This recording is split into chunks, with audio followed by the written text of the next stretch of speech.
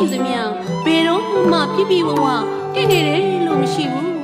တကယ်တမ်းကျတော့တောအလှဟာထင်းထင်းခန့်ညားပေမဲ့အနောက်တိုင်းရဲ့အလှပပစ္စည်းတွေနဲ့ခြေမုံထားတာတော့အမြင်ဆန်းမှာမဟုတ်ပါဘူးမောင်ကြီးရဲ့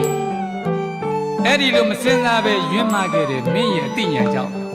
ငွေချင်းကြီးရှင်တို့ရဲ့ရက်ဆက်မှုအယောင်ဆောင်လက်ပတ်မှုအပြုတ်မှုတွေကြားမှာ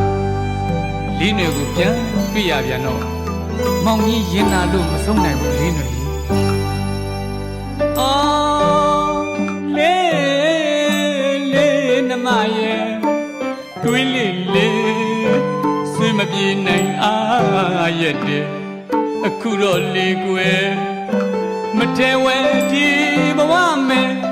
ရေမွမြေခ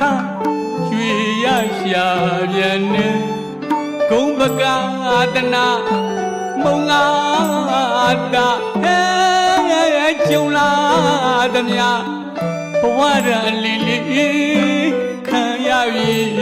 ပေါ့ကွယ်တဘောမမှန်လောကရန်ပြောဟန်ကျွဲသမျှတော့